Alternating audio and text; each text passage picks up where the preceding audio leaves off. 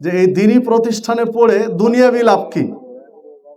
আমরা তো সবাই আখেরাতের লাভ, মানে ধর্মীয় শিক্ষা অর্জন করে আখেরাতের লাভ নিয়ে অনেক আলোচনা হয়। তো আখেরাতের লাভ তো সবার জানা আছে কি হবে, তো দুনিয়াবি লাভ কি? এই প্রতিষ্ঠানে পড়বেন বা যে কোনো একটা দ্বীনি প্রতিষ্ঠানে পড়বেন, কোরআন এবং হাদিস শিখবেন, তো দুনিয়াবি লাভ কি আপনার? এই দুনিয়াবি লাভটা নিয়ে আমি দুটো কথা বলতে চাচ্ছি। আখেরাতের লাভ আলোচনা থাকলেও আজকে আর ওই বিষয়ে নয়। তো দেখুন, শিক্ষার উদ্দেশ্য কি? এখানে ধর্মীয় শিক্ষা বা যারা ধর্ম নিয়ে পড়াশোনা করেছেন তাদের কথা বাদ দিলাম, যারা জেনারেল লাইনে পড়াশোনা করেছেন বা যারা মুসলিম নন তারা শিক্ষার কি সংজ্ঞা দিয়েছেন, তাদের সংজ্ঞাগুলো যদি আপনি বিশ্লেষণ করেন তাহলেও কিছু দিক ফুটে ওঠে।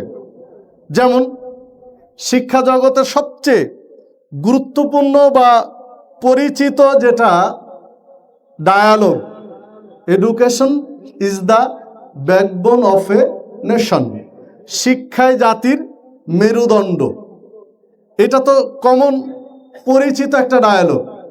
তো শিক্ষায় জাতির মেরুদণ্ড, এই কথাটা কতটুকু সত্য? শিক্ষা জাতির মেরুদণ্ড ঠিক আছে, কিন্তু যত অপরাধ, ক্রাইম, এই সকল অপরাধের সাথে দেখেন শিক্ষিত ব্যক্তিরাই কিন্তু জড়িত। যত অপরাধ, রাষ্ট্রীয় বলেন, আপনার চাঁপাইনবাবগঞ্জের ভিতরে বলেন, অধিকাংশ অপরাধের সাথে শিক্ষিত ব্যক্তিরা জড়িত।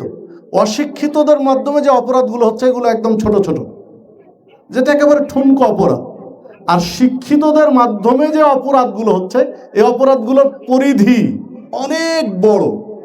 তাহলে এই স্লোগান আপনাকে আমাকে চেঞ্জ করতে হবে। শিক্ষায় জাতির মেরুদণ্ড এটা নয়, সুশিক্ষায় জাতির মেরুদণ্ড, এই জায়গাতে আপনাকে আমাকে আসতে হবে। যেমনভাবে চেঞ্জ করেছি যে লবণ খান এখন বলছে আয়োডিনযুক্ত লবণ খান, ঠিক এই জায়গাতে আপনাকেও আসতে হবে। আর এই সুশিক্ষা পেতে হলে অবশ্যই আপনাকে আমাকে কোরআন এবং হাদিসের কাছে আসতে হবে। কারণ পৃথিবীর সমস্ত জ্ঞান মগজ প্রসূত, যত জ্ঞান আছে পৃথিবীতে সমস্ত জ্ঞান মানুষের মাথা থেকে এসেছে, মানুষের চিন্তালব্ধ বই পুস্তক থেকে এসেছে। আর কোরআন এবং সুন্নাহর জ্ঞান মানুষের মাথা থেকে আসেনি। কোরআনুল কারীমের জ্ঞান স্বয়ং আল্লাহ রাব্বুল আলামিনের কাছ থেকে এসেছে, কালামুল্লাহ, যিনি গোটা পৃথিবী সৃষ্টি করেছেন, যিনি গোটা পৃথিবী পরিচালনা করেন। হাদিসের জ্ঞান নবী মুহাম্মদ সাল্লাল্লাহু আলাইহি ওয়াসাল্লামের মুখ দিয়ে আল্লাহ বলিয়ে নিয়েছেন, সেটাকেও ওহিয়া গায়ের মাতলু বলা হয়।